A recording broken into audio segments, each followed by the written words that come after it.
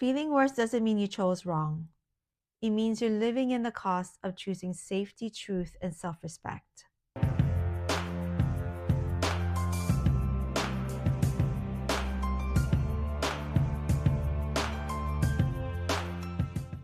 Hi everyone, welcome back to Heal and Bloom.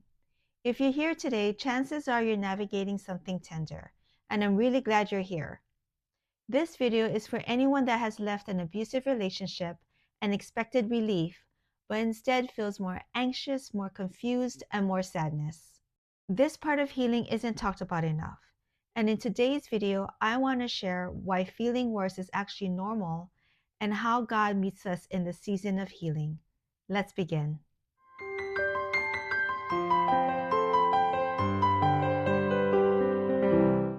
When you were in the abusive relationship, your mind and body were in survival mode. You were managing tension, reading moods, staying alert, and holding yourself together just to get through the day. Even if you don't realize it at the time, your nervous system is working overtime just to keep you safe. Survival mode doesn't allow space for grief, clarity, or deep emotion. It keeps you functioning, but not healing. So when you leave and finally become safer, your nervous system begins to exhale. And when it does, everything that you had to suppress starts to rise, and this is why it hurts. Many people feel more emotional, more anxious, or more exhausted after leaving, not less. The pain didn't suddenly appear, it was always there. You just didn't have the space to feel it before. Psalm 34:18 says, "The Lord is close to the brokenhearted and saves those who are crushed in spirit." God often draws near, not in a moment of escape, but in the aftermath, when your guard comes down and your heart finally has permission to feel. Another reason why this season hurts is because your identity was shaped around survival. You learned how to endure, how to adapt, how to stay small or stay quiet just to keep peace. When that survival role ends, it can feel disorienting. You're no longer reacting, but you're not yet restored. When my ex left, I actually felt worse, not better. I was more tired, more emotional, and more anxious than I expected. I questioned myself constantly. I kept hearing his voice in my head, and I started second guessing every decision I made. I remember asking myself, can I even do this on my own? I even questioned whether something was wrong with me because I should be feeling better, not worse. What I understand now is that nothing was wrong with me. My mind and body was just finally coming out of survival mode. And when survival ends, something else begins. Grief. Not just grief for the relationship, but grief for the life you had hoped for.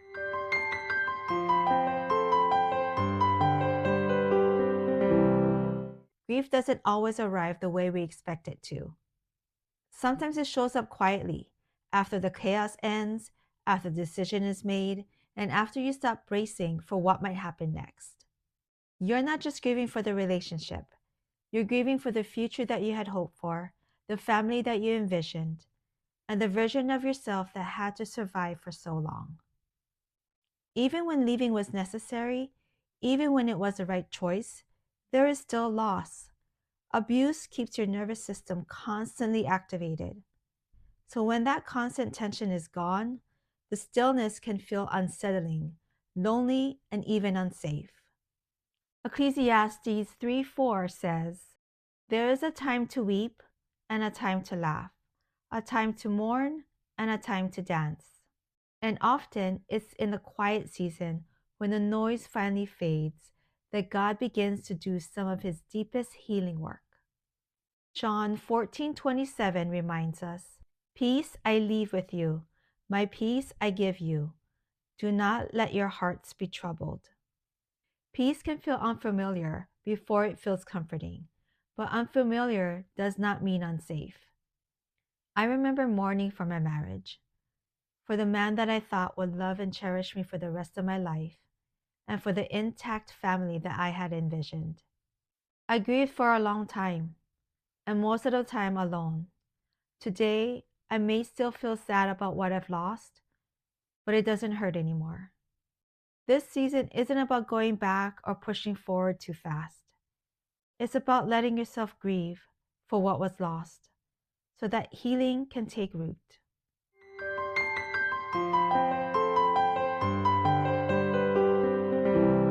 Abuse doesn't just hurt emotionally, it slowly reshapes how you see yourself. After leaving, many survivors struggle with questions like, can I trust myself? Why did I stay so long? What's wrong with me? That confusion can feel overwhelming, but it's actually part of rebuilding truth. When someone has been manipulated, minimized, or controlled, clarity doesn't come instantly. Identity has to be restored gently. Isaiah 61:3 says, to give them beauty for ashes, the oil of joy for mourning. God restores what was taken, not all at once, but piece by piece. Feeling lost doesn't mean that you are lost. It means that you're finding your footing again. After enforcing my boundaries, my husband left us, and there were moments when I questioned everything. I questioned my boundaries. I questioned whether it was worth breaking up the family, and I wasn't sure if I had done the right thing. But what I've come to understand is this: boundaries don't end healthy relationships, truth does. Boundaries simply reveal what can't survive without control. Many people get stuck, not because they made the wrong choice, but because the weight of the decision feels heavy. Which brings me to my next part. Why feeling worse does not mean you should go back.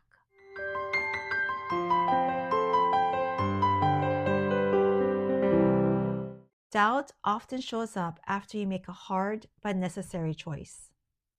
And when leaving abuse costs you something, when it disrupts the family, changes your future, or brings loss, it's natural to wonder if the price was too high. And that's where this truth matters.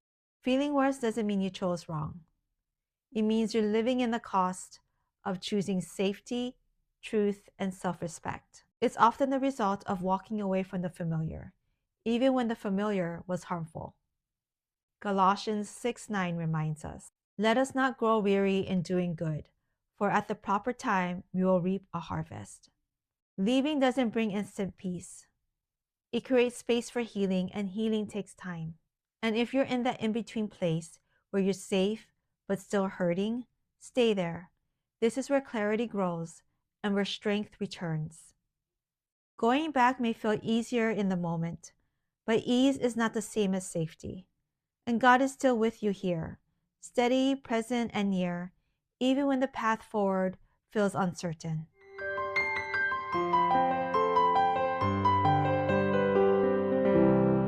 Leaving an abusive relationship doesn't instantly make your life easier. It makes healing possible. Grief, confusion, exhaustion, and even doubt are not signs that you should go back. They are signs that truth is rising and restoration is underway.